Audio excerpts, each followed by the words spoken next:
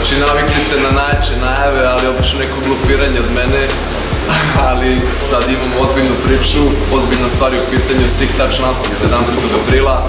Ja sam slavljenik, ja sam DJ, vrtim matre ludački u toku nastupa, bit će hype na mikrofonu, Mlata i Cobran kidaju, hoću da se svi ljudi jave na Siktač page, da kažu koje stvari hoće da čuju, znači pre nastupa će biti samo Siktač trake, tako da šta god hoćete prijaviti na page-u, imat ćemo video sve vreme nastupa.